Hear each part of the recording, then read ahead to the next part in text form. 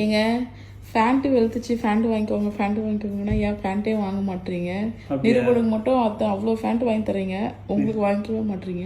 ஏன்னா இந்த பேண்ட்டு வாங்குன்னு சொல்றேன்ல, அப்பதான் ஒரு கதை வருது. முத நான் ஒரு பேண்ட் போட்டேன். அந்த பேண்ட் போட்ட கதையை சொல்றேன் கேளும். என்னன்னா, நான் வந்து ஒரு 7th 8th படிக்கிறப்ப எங்க ஊர்ல வந்து பொங்கல் ஃபங்க்ஷன் வச்சாங்க. அப்போ வந்து நான் டிராமாவில் வந்து ஜாயின் பண்ணோம். நான் டிராமாவில் நடிச்சிட்டு இருக்கிறேன். அவங்க என்ன சொல்றாங்க, பேண்ட் தான் போட்டுன்னு வரோம், ட்ரவுஸ் எல்லாம் போட்டுன்னு வரக்கூடாதுட்டாங்க. என்கிட்ட பேண்ட்டும் கிடையாது. எங்க வீட்டுல போயிட்டு எனக்கு இது மாதிரி பேண்ட் வேணுமா, நான் டிராமா நடிக்க போறேன் பொங்கல் ஃபங்க்ஷனுக்கு அப்படின்னு சொன்னா, பேண்ட் எல்லாம் என்னால வாங்கி தர முடியாதா, தச்சு தர முடியாது. அப்பாவுக்கு வந்து ஒரு தேவசத்துக்கோ இல்ல வேற எதுக்கோ ஒரு கொடுத்த துணி இருக்குது, ஃபங்க்ஷன் கல்யாணத்துக்குலாம் அப்பெல்லாம் துணி தான் எடுத்து கொடுப்பாங்க, நம்ம தச்சுக்கணும். அந்த துணி இருக்கு, நீ ஒன்னா தச்சுக்கோ அப்படின்னாங்க. அது காசு எவ்வளோமான்னு கேட்டா, தைக்கூலி வந்து 70 ரூபாய். ஜெயமூர்த்தி டைலர் தான் எங்க வீட்டு பக்கத்துல இருப்பாரு, அவர் தான் தச்சு கொடுப்பாரு. 70 ரூபா கூலி. எங்க அம்மா கிட்ட போய் கேட்டா, என்னால 70 ரூபா கொடுக்க முடியாதா, நம்ம வீட்டுல கரும்பு இருக்குது, கரும்பு வந்து கட்டையா நான் என்னது பீஸ் பீஸா கட் பண்ணி தரேன், எடுத்துட்டு போயிட்டு பொங்கல் ஃபங்க்ஷன் நடக்குது அப்பெல்லாம் ஏரியில டோர்னமெண்ட் கிரிக்கெட் வைக்கிறாங்க.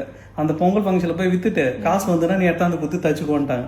நான் கரும்பு வச்சு சைக்கிள் கட்டின்னு எடுத்துன்னு போய் பொங்கல் ஃபங்க்ஷன்ல அந்த டோர்னமெண்ட் நடக்கிற இடத்துல வித்துட்டு எடுத்துன்னு வந்து அந்த 70 ரூபா கொடுத்து முத பேண்ட் தைச்சேன், ஒயிட் கலர் பேண்ட். அது என் போட்டோ கூட இருந்தது, இப்போ எங்கேன்னு தெரியல.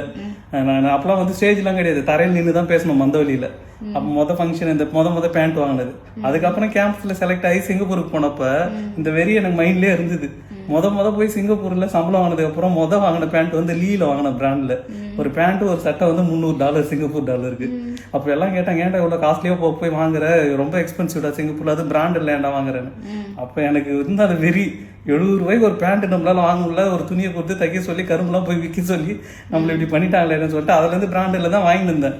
வாங்கிட்டு இப்ப கல்யாணம் பண்ணி நம்பர் ஒரு 7 வருஷத்துக்கு அப்புறம் அதுக்கப்புறம் விட்டுட்டா திரும்பவும் பழைய குடி கதவை திரடின்ற மாதிரி எந்த பேண்ட்டும் வாங்க தோணவும் மாட்டுது, வாங்குறதும் கிடையாது நான்.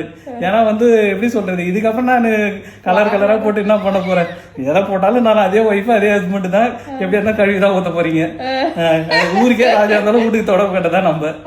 அதுக்குதான் எனக்கு வந்து இப்ப பேண்ட் ட்ரெஸ் இதெல்லாம் இன்ட்ரெஸ்ட் கிடையாது. 4 பேர் பார்த்துட்டு ஐயோ என்ன இப்படி வெளுத்த ட்ரெஸ்ஸா போட்டு கிடக்குறாருன்னு சொல்லிட கூடாதுன்னு ஒரு நல்ல ட்ரெஸ்ஸா போட வேண்டியது. அப்படி கடைசி வரைக்கும் வாங்க மாட்டீங்க, அதே 5 பேண்ட் தானா? ஆமா, அந்த 5 பேண்ட் தான்.